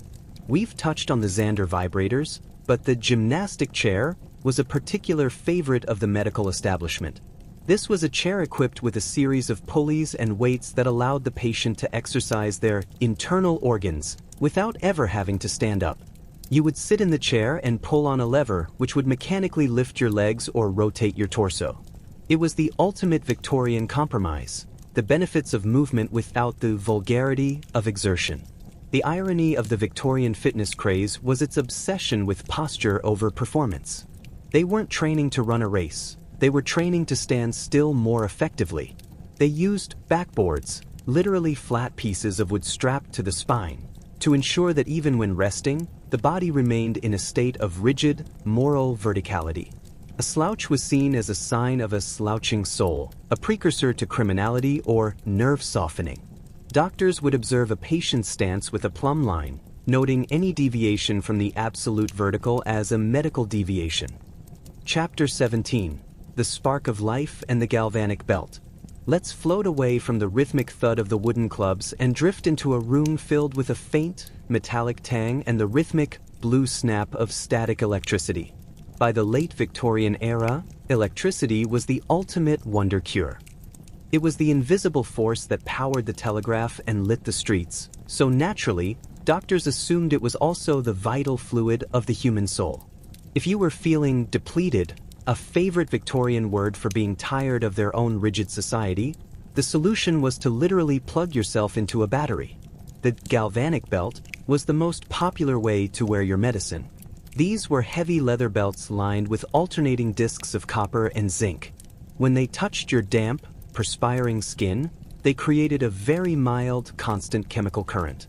They were marketed primarily to men who were suffering from lost vigor or executive exhaustion. The advertisements were filled with diagrams of lightning bolts striking a man's lower back, promising to recharge the human battery. One can only imagine a Victorian businessman sitting in his office, feeling a faint, itchy tingle around his waist and convinced that he was being transformed into a human dynamo. For more serious nerve softening, you might visit an electropathist. Here, you wouldn't just wear a belt, you would be subjected to the electric bath. You would sit in a tub of water while a doctor dipped live electrodes into the liquid. It was a very delicate balance. Too little current and it did nothing. Too much and, well, the Victorian rest cure would become very permanent very quickly. The goal was to stimulate the marrow and awaken the stagnant humors.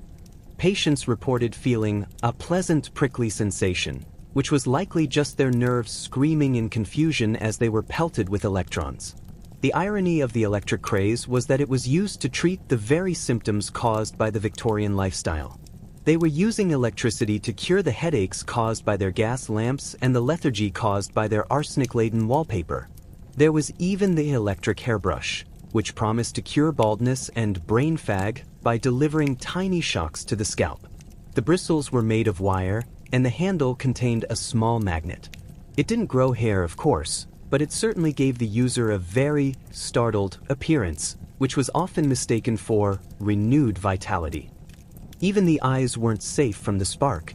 For failing vision, some doctors recommended oral and ocular galvanism, which involved placing small metal cups over the eyes and passing a current through the optic nerve. They believed they could jumpstart the sight. It's a terrifying thought, sitting in a velvet chair while a doctor sends a current through your eyeballs until you see phosphenes, or flashes of light. To the Victorian mind, those flashes weren't a sign of retinal distress. They were a sign that the light of health was returning. As we float through this humming, crackling laboratory, we see a society that was obsessed with restoring the balance. They viewed the body as a machine that had simply run out of steam, and they thought electricity was the missing coal. It was a time of profound optimism in the face of total ignorance, where a battery and a bit of wire were seen as the keys to immortality or at least a way to feel a bit more sparky before the next 7-course meal.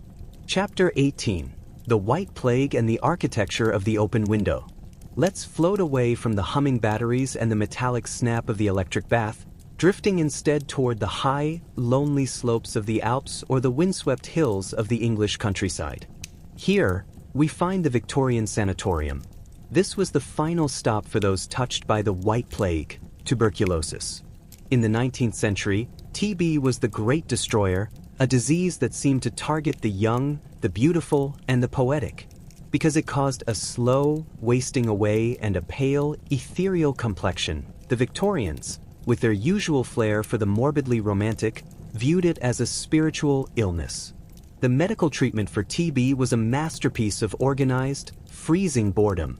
Doctors had abandoned the idea of night air being poisonous for these specific patients and swung violently in the opposite direction. The cure was the open air. Patients were sent to sanatoriums where the windows were never, ever closed, even in the dead of winter. They would spend their days lying on curing couches, on open-air balconies, wrapped in mounds of wool blankets, while the snow drifted onto their covers. The idea was to freeze out the bacteria. It was a rhythmic, shivering existence, where your only occupation was watching the clouds and trying to keep your tea from turning into an ice cube. The irony was the rest cure for the lungs. Patients were forbidden from talking, laughing, or even breathing too deeply. Some sanatoriums enforced a silence of the mountain, where hundreds of people lived together in a state of absolute, hushed stillness. They were fed a diet that can only be described as aggressively caloric, gallons of milk, dozens of eggs, and pounds of butter every day. The goal was to make the patient so heavy that the disease couldn't carry them off. You had these pale, fragile poets being transformed into sturdy, dairy-fed statues, all while shivering in a gale. If the fresh air didn't work, there were more mechanical interventions. Some doctors experimented with lung collapse, therapy, or artificial pneumothorax. They would intentionally collapse one of the patient's lungs by injecting air or nitrogen into the chest cavity, believing that resting the lung would allow it to heal. It's a very Victorian approach to repair. If a machine is broken, turn it off and see if it fixes itself. The fact that this made the patient feel like they were perpetually drowning was seen as a minor side effect of the scientific process. And then there were the inhalatoriums. For those who couldn't afford the mountains, doctors suggested inhaling the fumes of the pine forest in a controlled setting. This involved sitting in a room filled with the steam of turpentine and pine oil. Imagine being a sickly Victorian clerk, sitting in a small, windowless room that smells like a hardware store, taking deep, earnest breaths of chemical forest. It was the industrialization of nature, a way to bottle the mountains and sell them in the smog of London.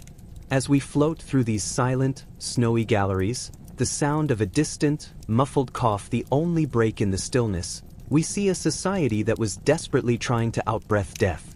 They treated the lungs like a set of bellows that just needed a better quality of air and a lot of butter. It was a quiet, cold, and profoundly lonely way to get better, where the beauty of the landscape was often the last thing a patient saw before they became another entry in the White Plague statistics. Chapter 19: The Bone Dust Loaf and the Chalky Pail. Let's float away from the silent, pine-scented mountain air and drift down into the bustling, soot-covered streets of Victorian London, right into the heart of the local bakery and the corner dairy. If you were a Victorian consumer, you lived in a world of profound culinary deception.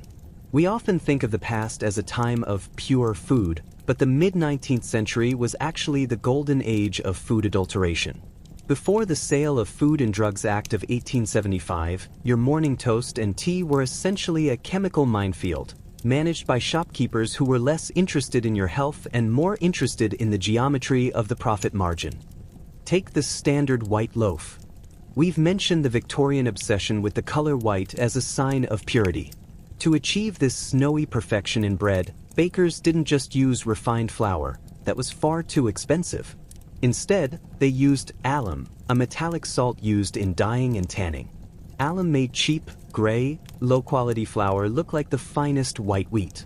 It also happened to cause chronic constipation and severe digestive distress. But the deception went deeper. To add bulk to the bread, it wasn't uncommon for bakers to mix in ground-up pipe clay, plaster of Paris, or even finely ground bone dust. You were quite literally eating the skeletons of the past to save a half-penny on your breakfast. The milk was even more of a creative endeavor. Because there was no refrigeration, milk in the city was often on the verge of turning before it even reached the doorstep.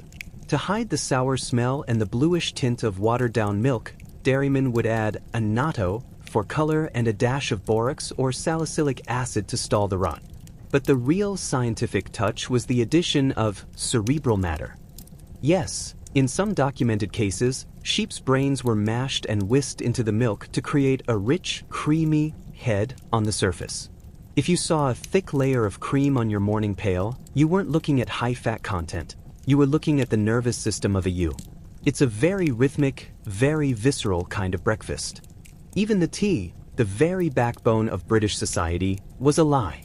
Used tea leaves were often re-dried and dyed with Prussian blue or black lead, graphite, to make them look fresh and dark again.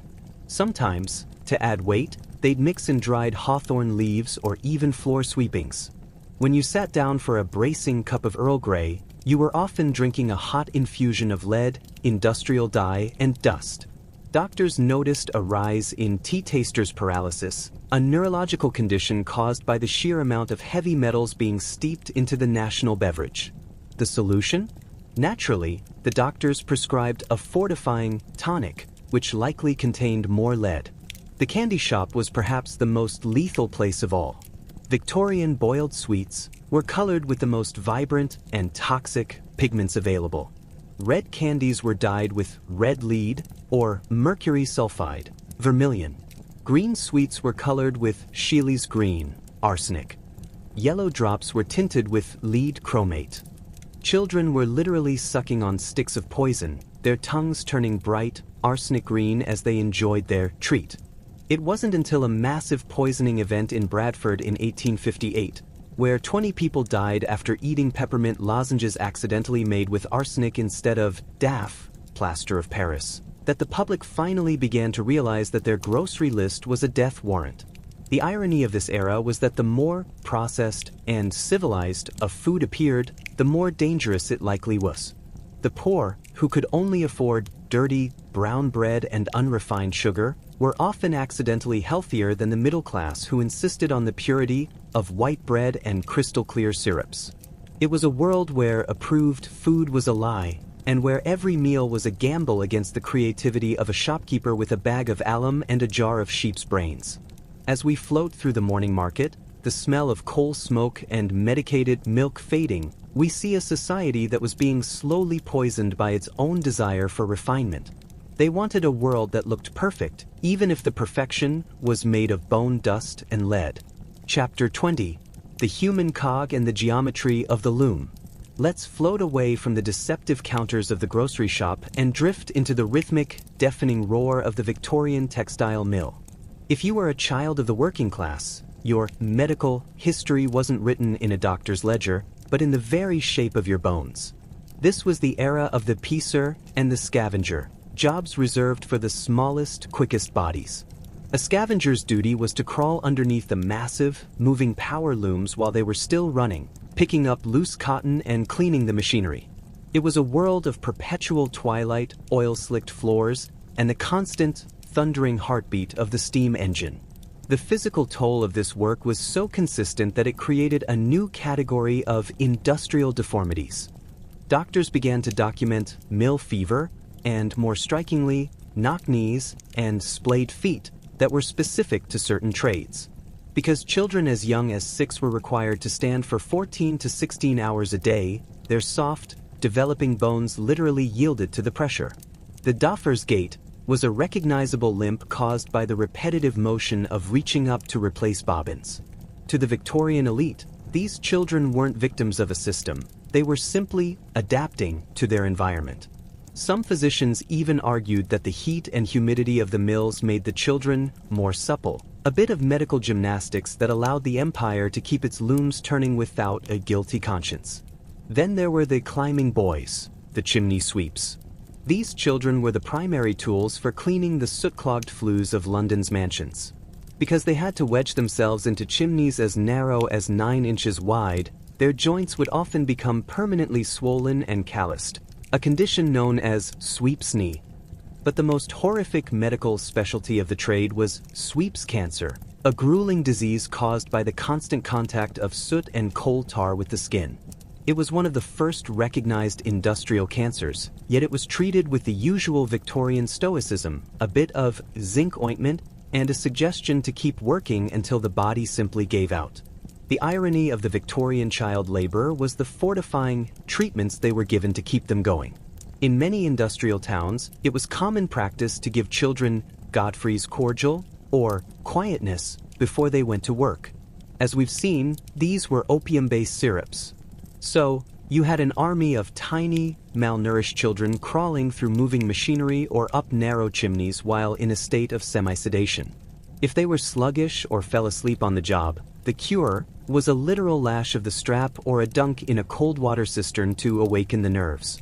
It was a cycle of chemical suppression and physical stimulation that treated the child like a piece of equipment that just needed a bit of maintenance. Even for those not in the mills, the street trades took their toll. The mudlarks, children who scavenged the banks of the Thames at low tide, suffered from chronic skin infections and respiratory issues from inhaling the great stink at its very source. Their feet were often sliced open by broken glass or scrap metal hidden in the muck. A parish surgeon might treat these wounds with tallow and turpentine, a stinging mixture that was supposed to cauterize the filth. The sheer resilience of these children was seen as a sign of the hardiness of the British race, rather than a desperate struggle for a crust of alum-filled bread. As we float through the smog-choked air of the industrial heartland, the sound of the whistles and the clatter of clogs on cobblestones fading into the mist, we see a society built on the bent backs of its youngest members. They were the oil in the machine of progress, their growth stunted and their lives shortened to ensure the bloom of youth remained affordable for the ladies in the parlors. Chapter 21. The Cabinet of Curiosities and the Jar of Mismatched Souls. Let's float away from the rhythmic clatter of the textile mills and drift into the cool, silent halls of a Victorian medical museum, places like the Hunterian or the various private anatomical cabinets that popped up in London's backstreets. In the 19th century, the boundary between scientific inquiry and macabre entertainment was remarkably thin. If the common people had the workhouse and the elite had the rest cure, the medical anomaly had the glass jar. To the Victorian mind, any deviation from the physical norm wasn't just a tragedy, it was a specimen to be catalogued, labeled, and placed on a mahogany shelf for the improvement of the public mind.